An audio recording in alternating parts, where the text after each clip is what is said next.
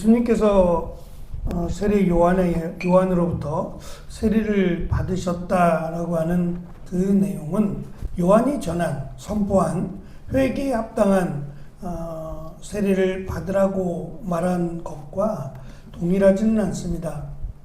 다시 말하면 예수님께서 세례를 받으신 것은 그 죄를 회개하기 위함이 아니라 상징적으로 예수님께서 앞으로 행하실 사역이 세례 요한의 사역과 동일한 선상에서 회개하는 자들에게 성령 세례를 주신다라고 하는 보다 한 차원이 높은 그냥 물세례에서 끝나는 것이 아니라 성령 세례, 물세례를 통해서 성령 세례가 연결되어 있다라고 하는 것을 강조하시기 위함이고, 또 한 가지는 예수님께서 오신 사역의 목적이 우리를 죄로부터 대속해 주시기 위해서 십자가에 달려 죽으시고 부활하심을 암시적으로 설명해 주는 내용이라고 말씀을 드렸습니다.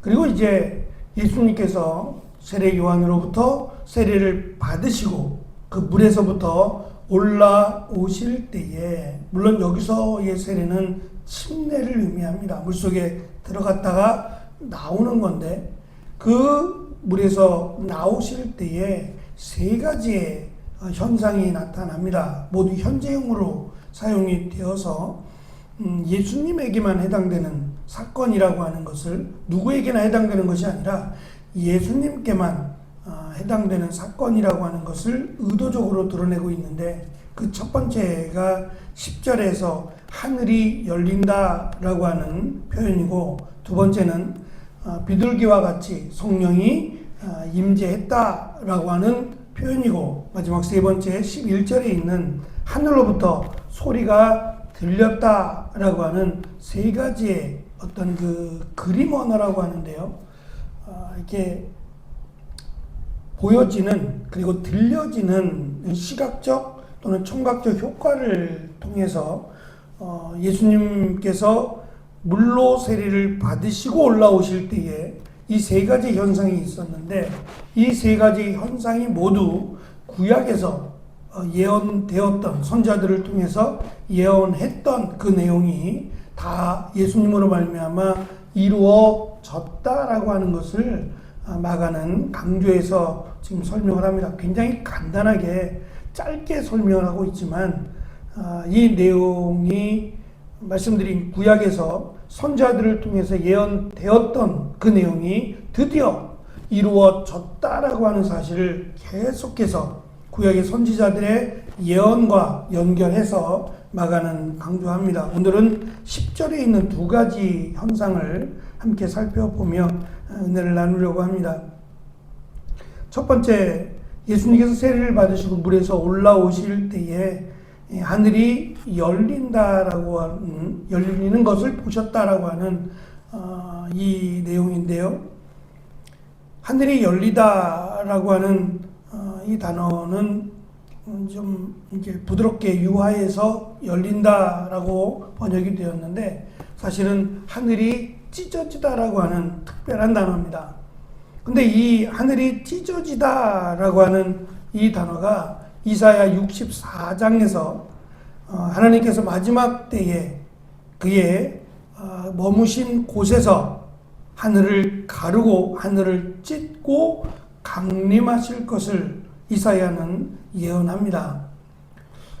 이렇게 이사야 선지자가 이사야 64장에서 하나님께서 머무시는 하늘의 영역이라고 하는 것이 하나님이 머무시는 영역으로 성경은 자주 설명을 하는데, 그 하나님이 계신 곳에서부터 그 영역을 찢고 하늘을 찢고 강림하실 것을 원한 이유는 마치 시내산에서 하나님을 알지 못하고 하나님을 떠난 그 이스라엘 선조들을 하나님이 찾아오셔서 그들에게 십계명을 주시고 그들을 하나님의 백성으로 삼으셨던 바로 그 과거의 일을 기억하면서 다시금 지금 포로로 끌려가 있고 도저히 이대로 가다가는 이스라엘의 존재 자체가 무의미해진 그런 이스라엘을 불쌍히 여기셔서 한 번 더 하나님이 임하여 주시기를 간절히 소망하면서 하나님이 하늘을 찢고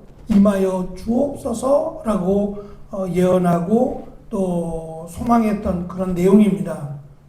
그 내용이 드디어 하나님께서 예수님을 통해서 하늘을 찢고 임하셨다, 강림하셨다라는 것을 지금 상징적으로 보여주면서 이 단어를 사용함으로 이사야 선지자가 그토록 간절히 소망하던 하나님이 하늘을 찢고 임하여 주시기를 그렇게 원했던 그것이 드디어 예수님의 세례를 받으심을 통해서 물에서 올라오실 때에 그것이 이루어져서 하늘을 찢고 마치 메시아이신 하나님이 오셨다라고 하는 것을 지금 마가는 강조해서 설명하고 있습니다.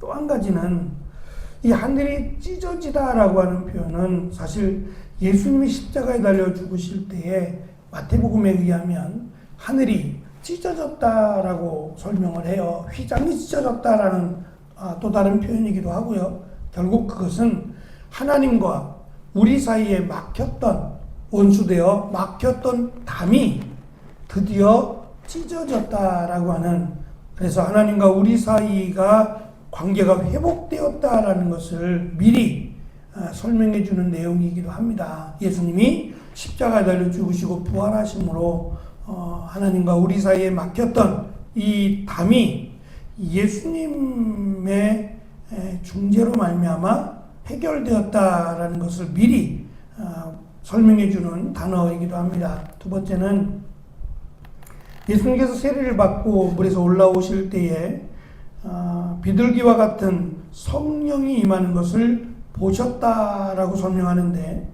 이건 역시도 창세기 1장 2절에서 하나님께서 창조를 시작하시기 전에 하나님의 영이 수면 위에 운행하셨다라고 하는 내용을 기록합니다.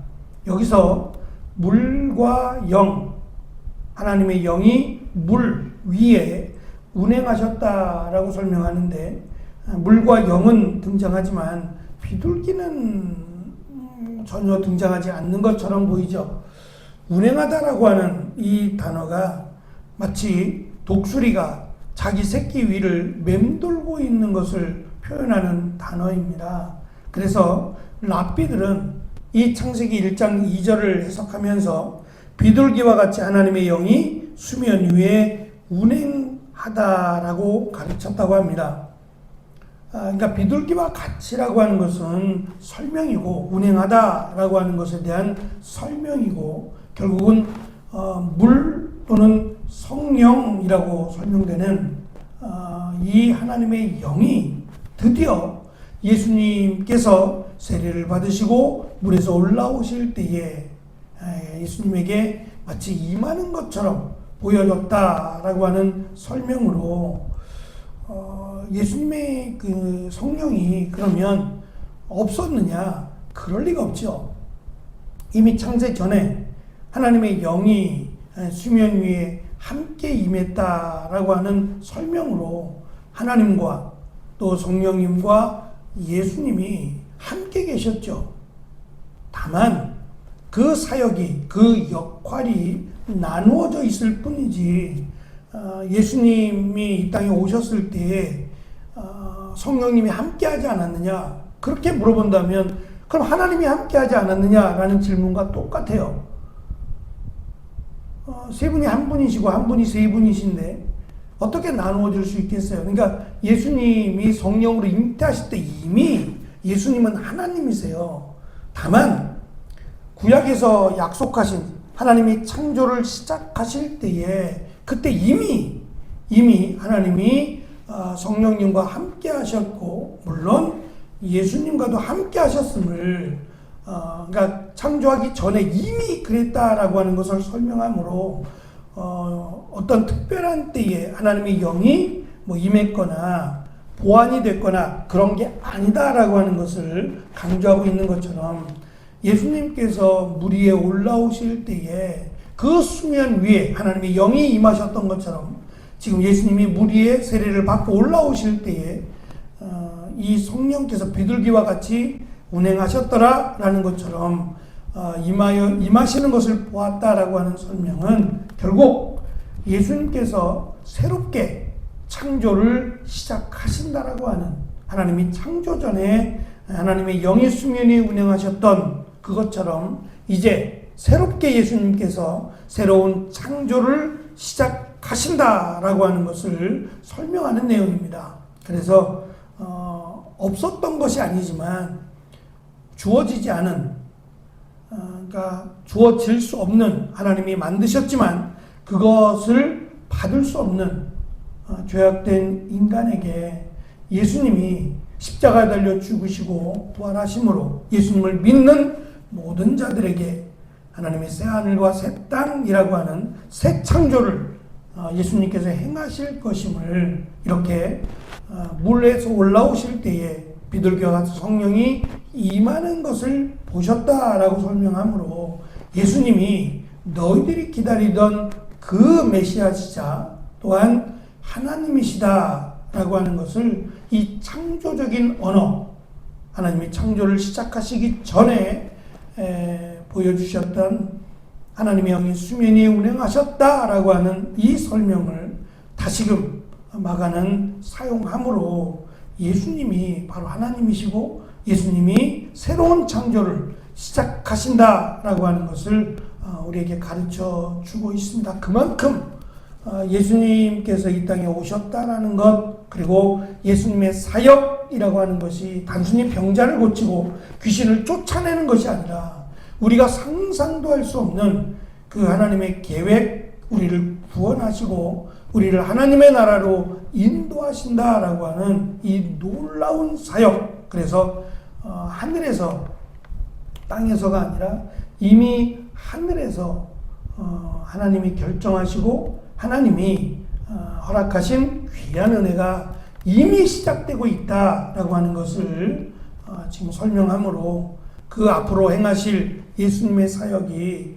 단순한 가르침이나 단순한 기적의 능력 정도가 아니라 하나님께서 우리에게 주시는 귀한, 이루 말할 수 없는 은혜와 축복이 바로 예수님으로부터 시작되었다라고 하는 것을 이렇게 창조의 언어들을 통해서, 마치 그림 언어들을 통해서 생생하게 우리에게 보여주고 또 기대하게 하고 있습니다. 내일은 세 번째, 하늘에서 소리가 났던 그 내용을 통해서 예수님께서 세례를 받으심이 신학적으로 얼마나 중요한 의미를 갖고 있는지를 함께 나누도록 하겠습니다. 기도하겠습니다.